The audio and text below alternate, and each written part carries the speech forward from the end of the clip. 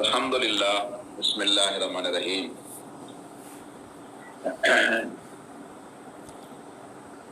قرآن پاک کی ابتدا تو سورہ فاتحہ سے ہو رہی ہے۔ اس سلسلہ میں کچھ تو میں نے تعوذ پر بات کی ہے، پھر بسم اللہ الرحمن الرحیم سے متعلق بات کی ہے۔ آج کے سبق میں قرآن پاک کے جو مختلف نام ہیں ان سے متعلق تھوڑی سی بات عرض کر رہا ہوں۔ قرآن، یہ قرأ اس کا روٹ ہے، اس کا مادہ ہے۔ اس کا لفظی معنی ہوتا ہے جمع کرنا، چونکہ پڑھنے میں حروف کو جمع کیا جاتا ہے، اس لیے قرأ پڑھنے کے معنی میں استعمال ہوتا ہے۔ تو قرآن سے مراد جو ہے پڑھی جانے والی کتاب۔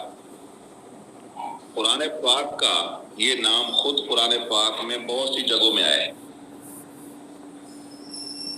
سورہ انعام میں اللہ فرماتے ہیں وَأُوحِيَ إِلَيَّ هَذَا الْقُرْآنُ لِأُنذِرَكُمْ بِهِ وَمَنْ بَلَغَ وَأُوحِيَ إِلَيَّ هَذَا الْقُرْآنُ لِأُنذِرَكُمْ بِهِ وَمَنْ بَلَغَ۔ اے نبی علیہ السلام آپ کہہ دیں یہ قرآن میری طرف وحی کیا گیا ہے تاکہ اس کے ذریعے میں تمہیں اور جس تک یہ پہنچے انہیں ڈراؤں۔ سورہ بنی اسرائیل میں ہے إِنَّ هَذَا الْقُرْآنَ يَهْدِي لِلَّتِي هِيَ أَقْوَمُ، یہ قرآن وہ راستہ دکھاتا ہے جو سب سے زیادہ سیدھا ہے۔ اور اسی طرح سورہ یوسف میں ہے إِنَّا أَنزَلْنَاهُ، شروع میں ہے یہ إِنَّا أَنزَلْنَاهُ قُرْآنًا عَرَبِيًّا لَعَلَّكُمْ تَعْقِلُونَ، کہ ہم نے یہ قرآن عربی زبان میں نازل کیا ہے تاکہ تم سمجھ سکو۔ تو سمجھ کے لحاظ سے عربی زبان سب سے آسان زبان ہے، اگرچہ وسیع ہے لیکن آسان بھی۔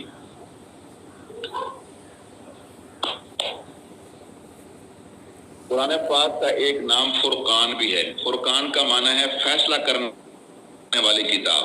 تو قرآن حق اور باطل کے بیچ فیصلہ کرتا ہے اور صحیح اور غلط کے درمیان فیصلہ کرتا ہے، ایمان اور کفر کے درمیان فرق کرتا ہے۔ تو یہ سورہ فرقان میں اللہ فرماتے ہیں تبارک الذی نزل الفرقان علی عبدہ لیکون للعالمین نذیرا، بابرکت ہے وہ ذات جس نے اپنے بندے پر فرقان کو نازل کیا ہے، یعنی قرآن، حق اور باطل میں فرق کرنے والی چیز کو، تاکہ نبی علیہ السلام لوگوں کو آگاہ کرنے والے ہوں اور ڈرانے والے ہوں۔ قرآن کا ایک نام تذکرہ ہے۔ تذکرہ کا معنی یاد دہانی۔ تو قرآن پاک بھی انسان کو آخرت کی یاد دلاتا ہے اور میثاق الست کی یاد دلاتا ہے اور ضروری باتیں انسان کو یاد دلاتا ہے، حلال حرام کے مسئلے، توحید کے مسئلے، آخرت کے عقیدے کے، ایمان کے احکام کے، قصص و واقعات، یہ سب یاد دلاتا ہے، نصیحت کرتا ہے۔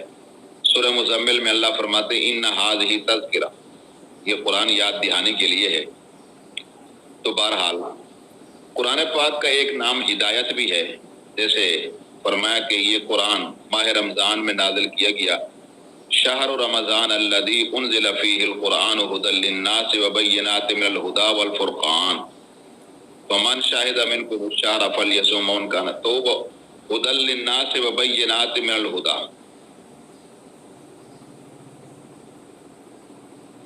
فرمایا لوگوں کے لیے یہ ہدایت ہے اور اس میں ہدایت کی کھلی نشانیاں ہیں۔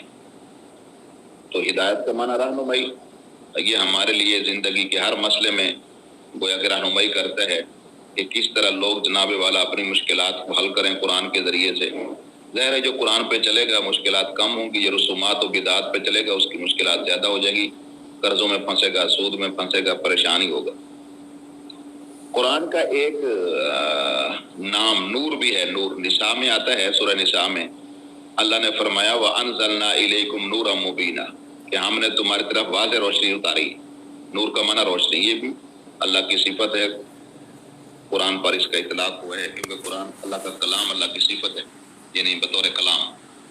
قرآن کو بصائر کا نام بھی دیا گیا ہے، جیسے سورہ اعراف میں اللہ فرماتے ہیں ھذا بصائر من ربک، یہ تمہارے رب کی طرف سے بصیرتیں ہیں۔ بصیرت سے مراد وہ چیز ہے جو دل میں روشنی پیدا کر، بصارت تو کہتے ہیں آنکھ کی روشنی کو، بصیرت کہتے ہیں دل کی روشنی۔ قرآن پاک کو روح بھی قرار دیا گیا ہے۔ اس کا نام روح بھی ہے. سورۃ الشورى میں ہے. اللہ تعالیٰ ارشاد فرماتے ہیں کہ وَكَذَلِكَ أَوْحَيْنَا إِلَيْكَ رُوحًا مِّنْ أَمْرِنَا، کہ اس طرح ہم نے اپنے حکم سے آپ کی طرف روح نازل کی. اصل میں روح اس چیز کا نام ہے جب کسی جاندار میں داخل ہوتی ہے یا ڈھانچے میں تو اس کو زندگی نصیب ہوتی ہے. جب روح الگ ہوتی ہے تو انسان ہو یا کوئی بھی جاندار وہ مردہ ہو جاتا ہے. تو قرآن اس لحاظ سے روح ہے کہ اس کے ذریعے سے انسانوں کو روحانی زندگی اللہ عطا کرتے ہیں اور گمراہی سے، کفر سے، شرک سے نکال کر روشنی، نور ایمان کی روشنی عطا کرتے ہیں. قرآن پاک کا ایک نام رحمت بھی ہے.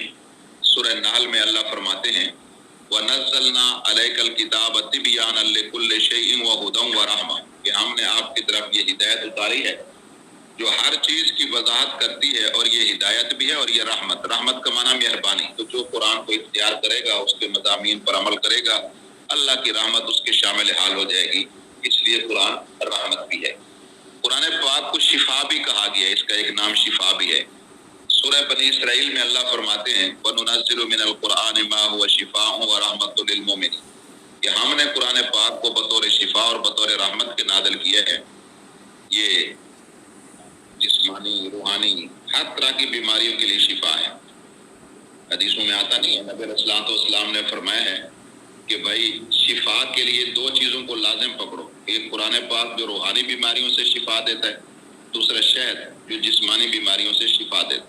بہرحال اللہ تعالیٰ نے قرآن پاک کا ایک نام موعظت بھی بیان کیا ہے. موعظت، اس کا معنی نصیحت ہے یا نصیحت کی باتیں. تو نصیحت کی باتوں سے انسان کی جہالت دور ہوتی ہے، اس میں اچھی اچھی باتیں اور صفات پیدا ہوتی ہیں. انسانی ذہن میں طریقی والی باتوں کی جگہ نصیحت کی برکت سے روشنی والی چیزیں آ جاتی ہیں. تو اس سے کہانیاں، الٹی سیدھی باتیں، من گھڑت باتیں، یہ فضول. لیکن قرآن جو ہے وہ کیا ہے؟ نصیحت ہے، بلند چیز ہے. اس لیے قرآن کا نام موعظت. قرآن کا ایک نام تبیان ہے. تبیان کا معنی وضاحت. اللہ تعالیٰ نے فرمایا وَنَزَّلْنَا عَلَيْكَ الْكِتَابَ تِبْيَانًا لِكُلِّ شَيْءٍ، سورہ نحل میں، کہ ہم نے آپ پر ایسی کتاب نازل کی ہے جو ہر چیز کی وضاحت کرتی ہے، خواہ اس چیز کا تعلق عقیدے سے ہو، عمل سے ہو، اخلاق سے ہو، اللہ کی معرفت سے ہو، برزخ سے ہو، حشر سے ہو. بہرحال یہ سب قرآن میں ہے. قرآن کا ایک نام قیم ہے. قیم، سورہ کہف میں اللہ فرماتے ہیں قیما لینذر باسا شدیدا من لدنہ، کہ اللہ تعالیٰ نے ایسی کتاب نازل کی جو قیم ہے، تاکہ سیدھی ہے. قیم کا معنی نگرانی، حفاظت کرنے والی. تو یہ کتاب نگرانی کرتی ہے، غلط چیزوں کو بالکل جدا کر دیتی ہے. قرآن پاک کا ایک نام سورہ زمر میں اللہ نے احسن الحدیث، سب سے اچھی بات، یہ بھی بیان کیا ہے. تو ظاہر ہے کہ اللہ کی بات سے اچھی بات کس کی ہو سکتی ہے؟ احسن الکلام کلام اللہ، سب سے بہتر کلام اللہ کا کلام ہے. اس سے بہتر کائنات میں کوئی کلام نہیں ہے. تو یہ احسن حدیث ہے. احسن مانا سب سے اچھی، حدیث مانا بات. قرآن پاک کا ایک نام مثانی ہے. مثانی، میم تا الف نون چھوٹی یا. مثانی کا معنی ہوتا ہے، یہ تثنیہ سے، تثنیہ کا معنی بار بار کسی چیز کا آنا یا بار بار کسی چیز کا دہرانا.